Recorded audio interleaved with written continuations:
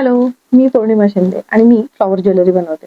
लास्टच्या व्हिडिओमध्ये आपण पाहिलं होतं, की मी तुम्हाला फक्त आणि फक्त माझं इंट्रोडक्शन दिलं होतं, की मी नक्की काय करते, काय नाही आणि फ्लॉवर ज्वेलरीसाठी आपल्याला मटेरियल काय लागणार आहे, हे मी फक्त तुम्हाला तोंडी साधारण सांगितलं होतं आणि हेही सांगितलं होतं, की पुढच्या व्हिडिओमध्ये मी तुम्हाला जे काही मटेरियल लागतं ते दाखवण्याचा प्रयत्न करणार आहे.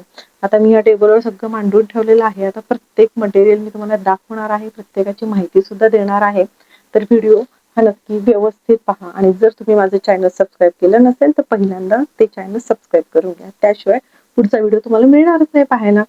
तर त्यामुळं पहिल्यांदा चॅनलला सबस्क्राईब करून ठेवा. आता सगळ्यात महत्त्वाचं हे सांगायचं आहे मला, की फ्लॉवर ज्वेलरी ही क्लासेस केल्याशिवाय तुम्हाला शिकता येत नाही.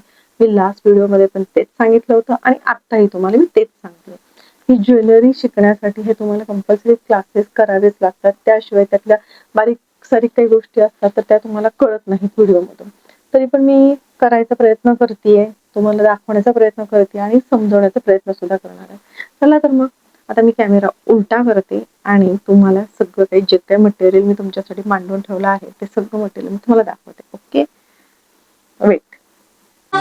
येणार घरी एक नवा पाहुणा, येणार येणार येणार येणार असं ही आहे आपली ग्लू गन. अशा टाईप मध्ये ग्लू गन असते आणि ही साधारण तुम्हाला वॅट पण दाखवते. 65 वॅटची आहे. 65 वॅटची. त्याच्यानंतर आपल्याला लागते ती म्हणजे ग्लू स्टिक. ग्लू स्टिक ही नेहमी चांगल्या क्वालिटीची वापरायची, जेणेकरून ती ज्वेलरी आपली व्यवस्थित बसेल आणि ती गळून पडणार नाही. कारण खूप जणांचं मी बघितलेलं आहे, बरेच जण सांगतात, कमेंट करतात मला, की ज्वेलरी व्यवस्थित बसत नाहीये आणि तगर वगैरे सगळी गळून पडते. तर सगळ्यात महत्त्वाचं आहे की ग्लू स्टिक व्यवस्थित चांगल्या क्वालिटीची वापरायची. दोरा दोरा सुद्धा चांगला गोधडीचा आपण म्हणतो ना, आधी आपल्या आजी वगैरे बघा जुन्या काळामध्ये गोधडी शिवायच्या, तर त्याचा हा तो दोरा आहे. हा असतो गोधडीचा दोरा. सुया आता मी ठेवायची इथे विसरले, पण सुया तर कंपल्सरी लागतात. दोरा म्हणलं की सुई आलीच. सगळ्यात इम्पॉर्टंट भाग म्हणजे आपल्या ज्वेलरीचा आहे तो म्हणजे तगर. आत्ताची जी डोहाळे जेवणासाठी लागते ज्वेलरी ती म्हणजे तगर पासून बनवली जाते. तर ही आहे तगर. आता त्याच्यानंतर हे आहेत हे वेगवेगळ्या ह्याचे कलरचे पॅचेस असतात. आता मला फक्त पिंक सापडला म्हणून हे पिंकच ठेवलेलं आहे. त्याच्यामध्ये रेड आहे, ग्रीन आहे, बेबी पिंक आहे, असे खूप सारे कलर्स असतात. आता हे आहेत सॅटिनचे फ्लॉवर. हे आपल्याला साधारण कलरी करण्यासाठी लागतात. मग आता हे व्हाईट आहे, येल्लो आहे आणि रेड आहे, असे खूप सारे कलर्स असतात. तर ते सगळे कलर्स मला तरी लागतातच. तर आता पुढे हे आहेत कॅनव्हास शीट. ह्याच्यामध्ये खूप सारे नंबर्स असतात.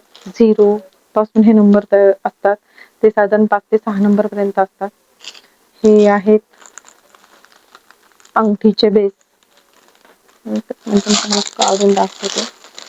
अंगठीचे बेस सुद्धा वेगवेगळ्या क्वालिटी मध्ये असतात, वेगवेगळ्या शेप मध्ये असतात. हे बघा, हे अंगठीचे बेस. त्याच्यानंतर ह्या बँगल्स आहेत. ह्या बँगल्स इथे गोल्डन असं टेप लावलेले आहेत आणि साईडला कडे आहेत. हे शक्यतो मी जे ब्राईड असतात त्या ब्राईड साठी मी यूज करते.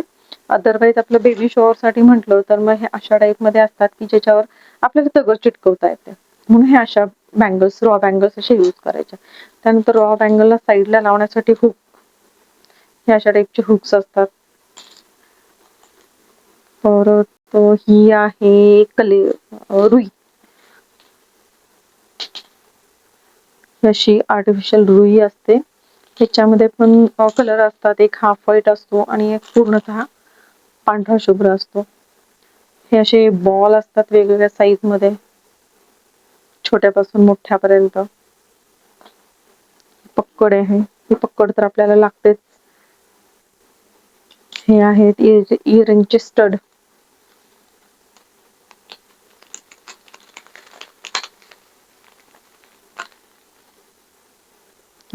असे इयरिंगचे स्टड असतात.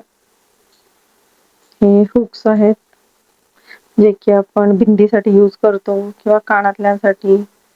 हे अशा टाईपमध्ये यूज करतो आपण. हे इयरिंगचे बेस आहेत, ह्याच्यामध्ये पण साईज असतात. हे छोटे, आता माझ्याकडे सध्या मोठामध्ये एकच होता म्हणून मी एकच ठेवलं इथे. तसे साईज असतात. हे गोंडा, दोरी म्हणतात ह्याला, डोरी, प्रत्येक जण काय म्हणतात, प्रत्येकाचे वेगवेगळ्या हे आहेत, त्याच्याबद्दलचे नाव आहेत.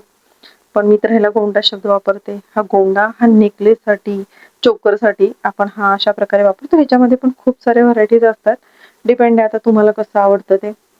त्याच्यानंतर हे गोल्डन मनी आहेत, ह्याच्यामध्ये पण वेगवेगळे साईज असतात. आता हे व्हाईट पोल्स आहेत, ह्याच्यामध्ये पण साईज आहेत, ते बघू शकता.